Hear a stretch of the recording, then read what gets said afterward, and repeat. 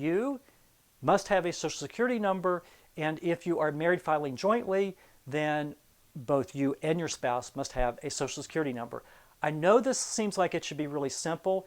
There are some details, though, that I really do need to explain to you on that. I want to point out also that in order for a relative to be counted as your qualifying child, they must also have a Social Security number. And so all the rules I'm going to talk about now related to Social Security numbers applies to that requirement as well. Don't get confused, though. If a child doesn't have a Social Security number, then you cannot count them as a qualifying child for the earned income credit. But that doesn't mean you're not eligible for the credit. I also just want to note that resident aliens are treated the same as U.S. citizens for tax purposes, and they can take the earned income credit. If you're wondering, can a resident alien get a Social Security number and meet the Social Security number requirement? Yes, you do not have to be a U.S. citizen to get a Social Security number. So just to clarify that. There's a deadline for having Social Security numbers. So we say you have to have a Social Security number.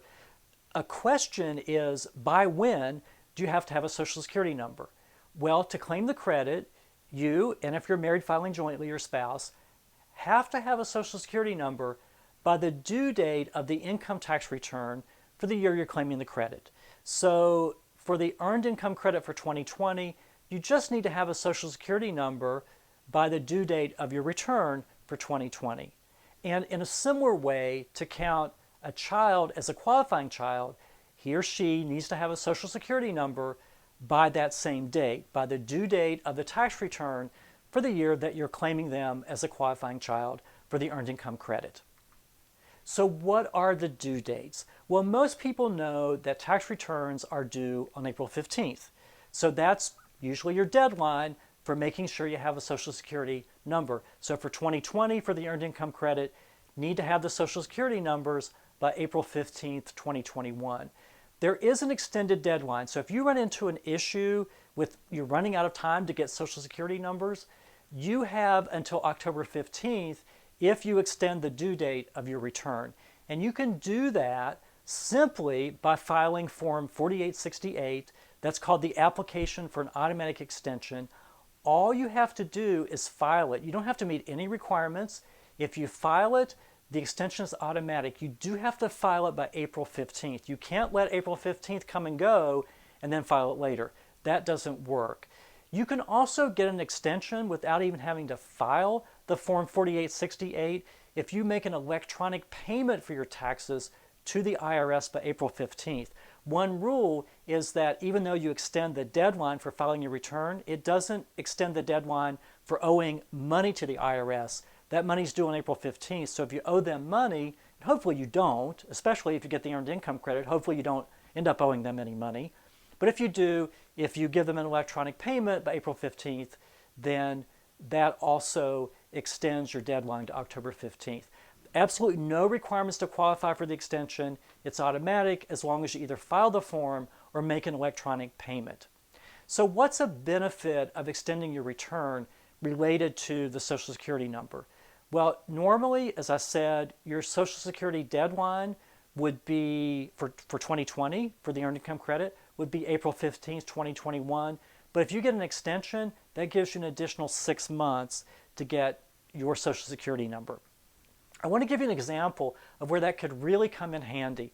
Let's say you have a newborn baby born on December 30th, 2020. And to count the baby as a qualifying child for 2020, your deadline to obtain a Social Security number for the baby is April 15th, 2021. And maybe you're busy, you have a newborn baby in the house, you're busy, you're overwhelmed, you don't even think about getting a Social Security number. Well, what you can do is file for an extension, and then that's going to give you until October 15th, 2021 to get that Social Security number. So it does give you an additional 6 months, and that could come in really handy. It would be a shame if you're not able to count that baby as a qualifying child because you just never got around to getting a Social Security number. I just want to take a quick aside here and tell you how you get a Social Security number, just in case we have folks listening to this video who need to know how to do that. What you do is you file Form SS5 which is an application for a Social Security card with the Social Security Administration. At the time I made this video, the Social Security Administration was saying that it takes about 2 weeks to get a Social Security number once you file the application.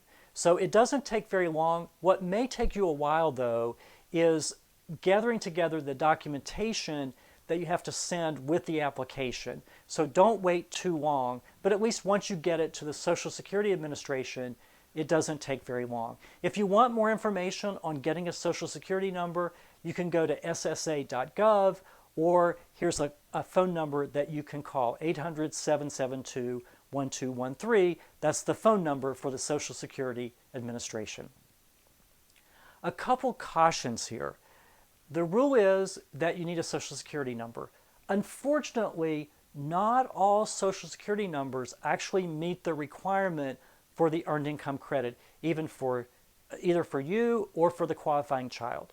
The following type of Social Security card or number may or may not meet the requirement, and that would be a Social Security number that's on a Social Security card that says not valid for employment. And here's an example of what that card would look like. It says void. That's just because I took this from an IRS publication, and they don't want anyone to think that this is an actual Social Security card, so they write the word void on that. So obviously yours wouldn't say void. But if it has those words, not valid for employment, and you got that number only to get a federally funded benefit such as Medicaid, that Social Security number does not meet the requirements for the Earned Income Credit. You may wonder, why would such a card be issued? Well, it's a card issued to people from other countries who are lawfully admitted to the United States, but without work authorization from the Department of Homeland Security. And they have a valid non-work reason for needing the Social Security number, one of which is they need it to get a particular benefit or service such as Medicaid. So that's not going to meet the requirement. There is another type of Social Security number that may or may not meet the requirement, and that is if the Social Security number is on a Social Security card that says valid for work only with DHS authorization. And here's an example of what that card would look like. DHS is Department of Homeland Security. So in order to meet the requirement to have a Social Security number, the work authorization has to still be valid. So that's the key for that to be a valid Social Security number. Why would such a card be issued? These cards are issued to people who are admitted to the United States on a temporary basis, and they do have authorization to work from the Department of Homeland Security. Now, another caution is that, the government issues various types of identification numbers. Those numbers are not going to meet the requirement that you have a Social Security number because they're not Social Security numbers. So some people have what's called an individual taxpayer identification number. That does not meet the requirement. That is not a Social Security number. Other people get what's called an adoption taxpayer identification number. That's in connection with adopting a child. That is not a Social Security number. That is not going to meet this requirement. So just want to make you aware of that.